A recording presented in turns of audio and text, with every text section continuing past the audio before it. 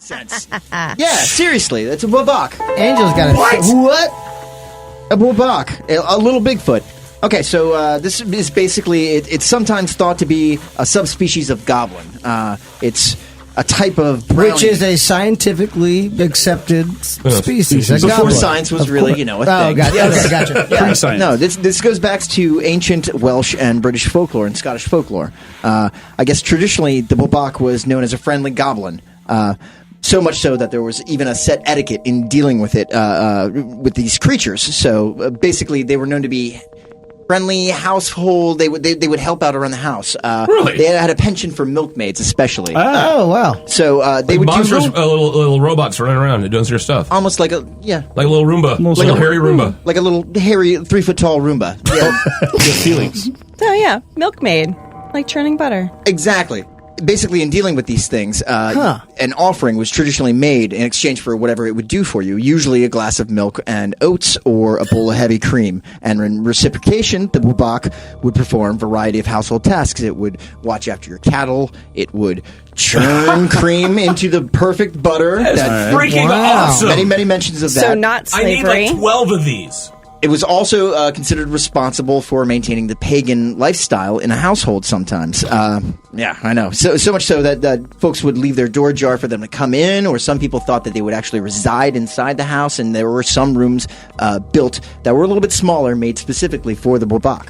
They have this like perfect creature, and then they have to introduce dogma and say puritanical this is religion. Well, you can even see instances of the BwBach in modern culture, specifically like with the Harry Potter series, the house elf, Dobby. Nick, that's not real. I've been telling you this for a while. Harry Potter isn't real. Okay, but do you know where they got Dobby from?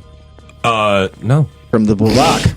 Dobby is actually a common term for the BwBach in Yorkshire before the books ever even came out. I still think that you think Harry Potter is weird. You got that weird lightning tattoo on your forehead. I do. And I've had a problem with that for a while. You know, I use makeup when I have to go on job interviews. She looks so handsome. I haven't gotten any yet. Because of their proclivity towards dairy-based goods, they would tend to be associated with milkmaids. They had a penchant for hanging out with milkmaids. Don't we all? Am I right, guys? Am I right? And one would Sounds think like that maybe that these sort of ancient characters of lore would have been lost over the centuries, and yet, even within the past decade, there have been some real life sightings with physical descriptions of the creatures. And you don't say. I do say. He just did say. I did say. I say so, sir. Thank you. And so when I'm talking about the appearance of the creature, the BwBach is generally described as being somewhere between 3 to 5 feet tall. Generally, most people lean towards the bottom end of that scale, to being on the smaller side. And they are covered in a short, curly hair, covering their entire body, save for their bald face and their palms and their grossly oversized feet. Okay. Even according to the director of the Center for Fortean Zoology, John Downs, there have been multiple corroborated reports of creatures in Devonshire. In fact, in the Churston Woods, over a 6-week period during the summer of 1996, there were, quote, 15 separate witnesses reported seeing what they could only describe as a green-faced monkey running through the woods. Granted, some of the descriptions were quite vague. Most of the witnesses told of seeing a tailless animal around 4 to 5 feet tall, these with are a big flat ones. olive green face that would run through the woods and occasionally would be seen swinging through the trees, end quote. But that was in 1996, and so even more recently, in November of 2008, in a suburb of London, Wanstead, in Epping Forest, which is sort of... They saw the BwBach? They saw the BwBach, or a creature similar to the BwBach. So Epping Forest is basically on the northeast outskirts of London. It's been around since the Neolithic era, and I guess it's been called Epping Forest since the 17th century, but even in the 12th century, King Henry III designated that area to be the Royal Forest. So it's a very famous area. There's a Genesis song called The Battle of Epping Forest. Really? Yeah. There isn't. Don't listen to him. Screw you, Fritz!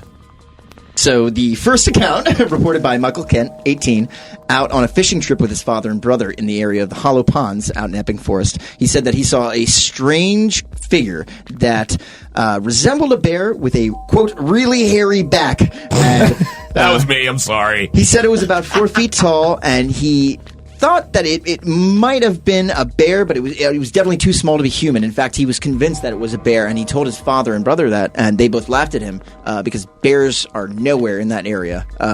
Even park officials have been quoted saying that we don't know what this kid is talking about. There are no bears in these woods. And then after that, just south of Epping, on the outskirts of the suburbs of London, at Love Lane, Woodford Bridge, Irene Dainty, she had a brief encounter with a creature, and she said, quote, "I had just come out of my flat, and just as I turned the corner, I saw this hairy thing come out of nowhere. I really don't want to see it again. It was about 4 feet tall, and with really big feet, and looked straight at me with animal eyes. And then it leaped straight over the wall with no trouble at all, and went off on the garden of the Three Jolly Wheelers pub. I was so terrified that I went to my neighbour's house and told her what happened. She couldn't believe it, and asked me if I had been drinking, but I said, of course I hadn't. It was only about 3 p.m. End quote. Of course she hadn't been drinking. No, of course not. Oh, of course she hadn't. You could tell. Because she made sure to include that in her report. Right. Of course I haven't been drinking. It's only 3. I started drinking at 3:01 p.m. Because you've got that in the report, right? Right. Glug, glug, glug. So then after that, there were maybe just a few other sightings. And they generally disappeared and died down after that. And there really hasn't been one since. But this also going back to, like we said, times change, technology, no more milkmaids. The BwBachs might be just dying out in the forest, and then nobody really knows what to do with them. But they have also been. It falls, like I said, under the category of a goblin. But many people compare them to brownies. But the main difference between a brownie and a BwBach is that the BwBach, and you'll appreciate this man, Daddy, hates the clerical people. Thank in you. regards to the church. Yeah, it's just like D&D. Also hates those who do not drink. Yeah, God. Wow. Horrible people.